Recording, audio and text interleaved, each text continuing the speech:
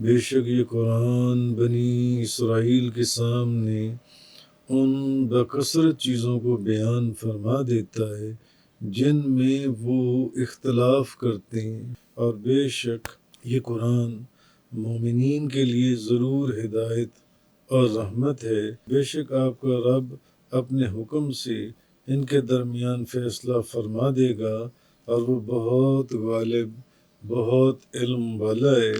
سو آپ اللہ پر بھروسہ کیجیے، بے شک آپ کھلے ہوئے حق پر ہیں۔ بے شک آپ مردوں کو نہیں سناتے، اور نہ آپ بہروں کو اپنی پکار سناتے ہیں جب وہ پیٹھ پھیر کر جا رہے ہوں، اور نہ آپ اندھوں کو ان کی گمراہی سے از خود یعنی ہدایت دینے والے ہیں۔ آپ صرف ان لوگوں کو سناتے ہیں جو ہماری آیتوں پر ایمان لاتے ہیں، سو وہی مسلمان ہیں۔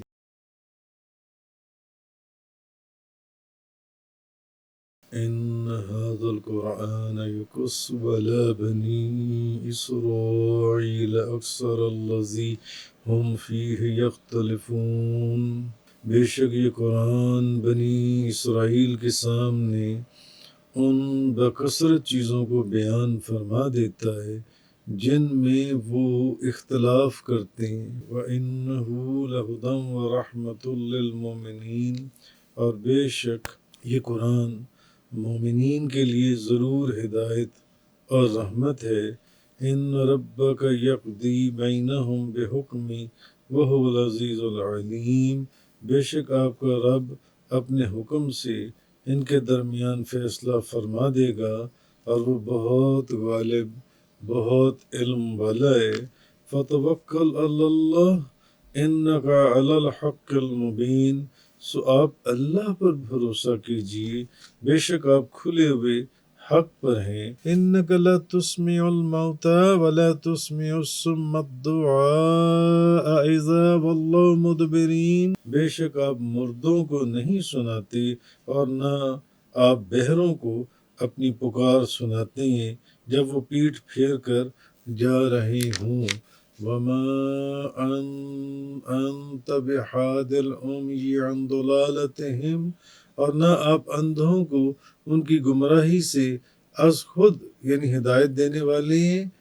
ان تسمع الا من یؤمن بآیاتنا فہم مسلمون، آپ صرف ان لوگوں کو سناتے ہیں جو ہماری آیتوں پر ایمان لاتے ہیں، سو وہی مسلمان ہیں۔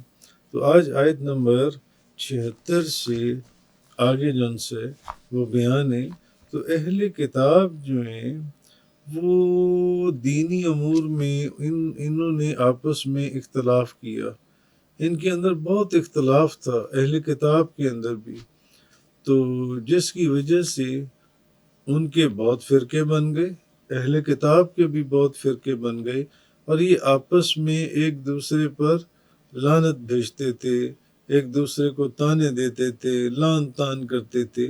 تو قرآن کریم نے ان کے جو اختلافی امور کو حقیقت کے مطابق اتنے خوبصورت انداز میں بیان کیا کہ اگر اہل کتاب بذات خود انصاف کریں اور عدل کے ترازو میں اس کو تولیں تو اور اسے قبول کریں، تو پھر وہ اسلام کو قبول کریں گے اور قرآن پاک کے حکم کو بھی قبول کریں گے، اور ان اہل کتاب کے اندر بھی یہ جو باہمی اختلافات ہیں جس کی وجہ سے یہ ایک دوسرے کو لعنت ملامت کرتی ہیں، یہ ختم ہو جائیں گے جن سے یہ اختلاف، اگر یہ قرآن کی تعلیم کے اوپر غور کریں۔ مگر یہ قرآن کے اوپر تو غور کرتے ہی نہیں، بلکہ الٹا یہ قرآن کے اوپر اعتراض کرتے ہیں۔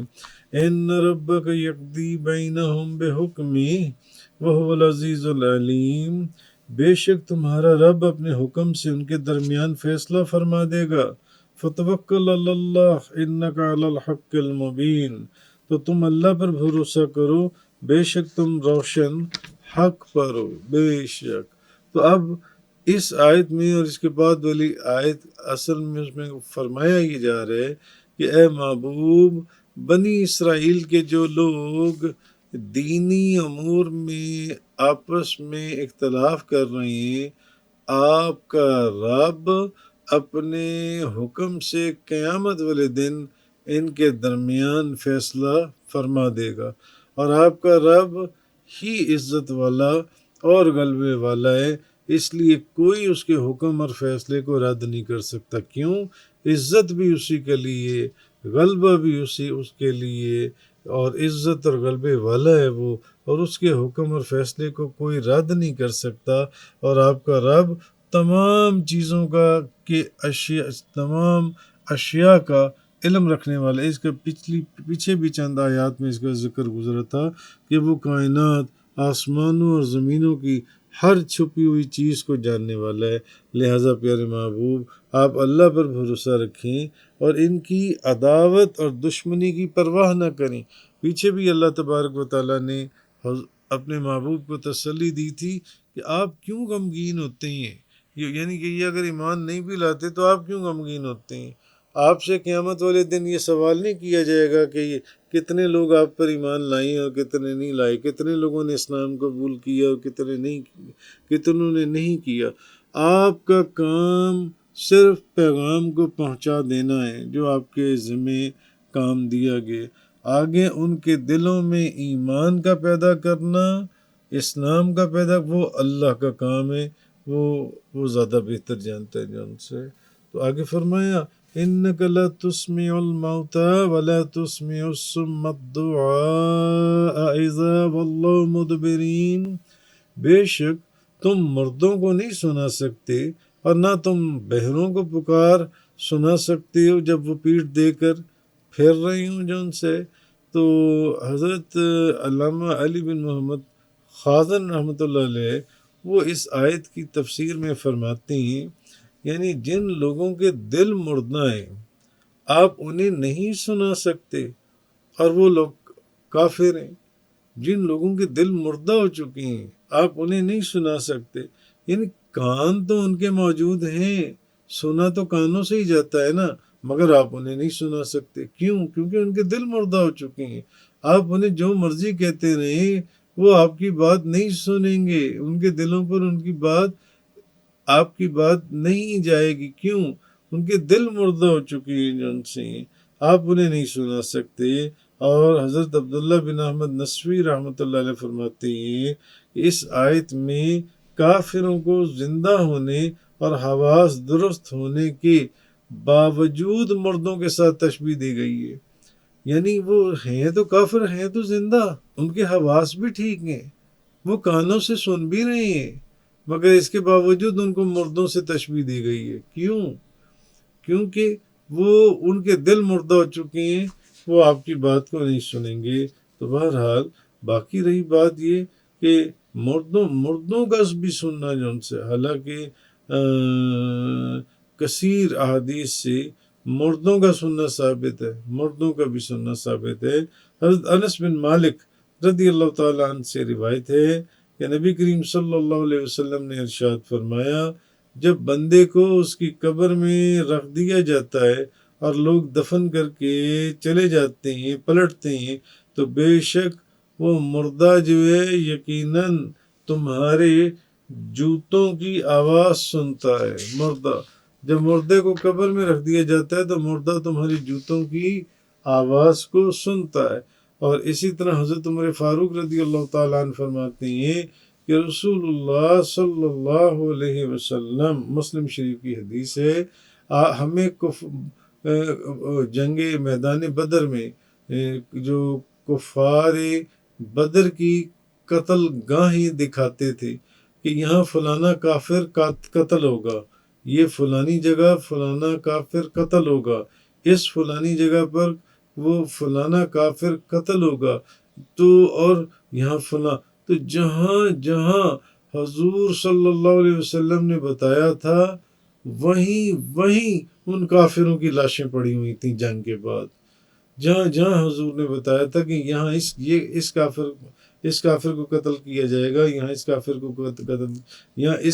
قتل کیا، اسی جگہ پر ان لوگوں کی لاشیں پڑی ہوئی تھیں۔ پھر آپ صلی اللہ علیہ وسلم کے حکم سے ان کافروں کی لاشیں ایک کنویں میں ڈال دی گئیں، تو نبی پاک صلی اللہ علیہ وسلم وہاں تشریف لے گئے اور ان کافروں کو اور ان کے باپ کا نام بھی ساتھ لیا، ان کافروں کو ان کے باپ کے نام کے ساتھ پکارا اور فرمایا جو سچا وعدہ اللہ اور رسول نے تمہیں دیا تھا وہ تم نے بھی پا لیا، کیونکہ جو حق وعدہ اللہ تعالیٰ نے مجھے دیا تھا اسے میں نے بھی پا لیا۔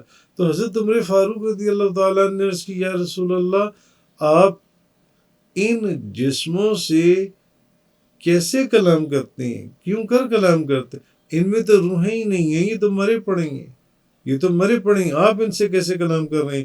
تو نبی پاک صلی اللہ علیہ وسلم نے ارشاد فرمایا جو میں کہہ رہا ہوں اسے تم ان سے کچھ زیادہ نہیں سنتے، لیکن انہیں یہ طاقت نہیں کہ وہ مجھے لوٹ کر جواب دے سکیں، یعنی یہ تم بھی ویسے ہی سن رہے ہو جیسے یہ سن رہے ہیں، ویسے تم بھی میری آواز کو سن رہے ہو، مگر ان کے پاس یہ طاقت نہیں ہے ان کو دی گئی اب کہ یہ مجھے لوٹ کر اس کا جواب دے سکیں۔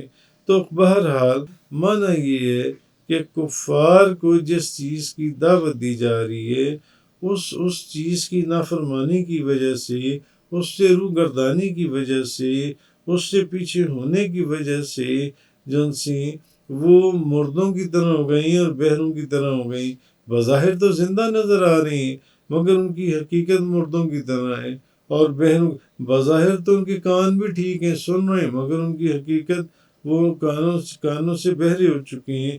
تو جس طرح مردے اور اسی طرح سننے سمجھنے سے قاصر بہرے، ان کو حق کی دعوت دینا کوئی فائدہ نہیں دیتا، اسی طرح ان کافروں کو حق کی دعوت دینا کوئی فائدہ نہیں دیتا، ان کافروں کو حق کی دعوت دینا کوئی دعوت کیونکہ یہ مردہ ہو چکی ہیں، یہ مردہ ہو چکے ہیں، یہ مردہ ہیں، حالانکہ وہ زندہ ہیں، یہ مردہ ہیں، ان کو کچھ سنائی نہیں دے، حالانکہ وہ سب ان کے کان سن رہے ہیں جو ان سے، کیوں؟ ان کی حالت کی وجہ سے وہ اس چیز کو نہیں سن رہے۔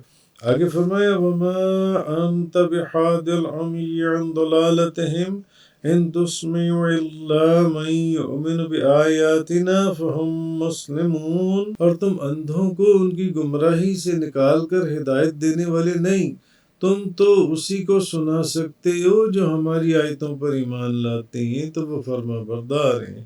اب معنی یہ ہے کہ جسے اللہ نے ہدایت سے اور اس کے دل کو ایمان سے اندھا کر دیا ہے، آپ اسے گمراہی سے نکال کر ہدایت نہیں دے سکتے محبوب۔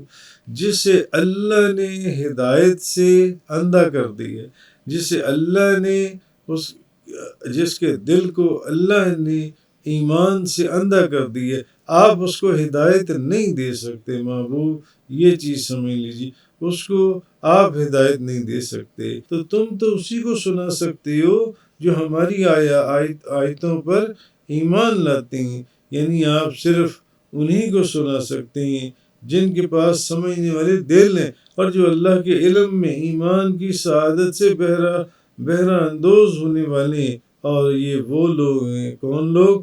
جو مخلص ترین مسلمان ہیں۔ وآخر دعوانا ان الحمدللہ رب العالمین۔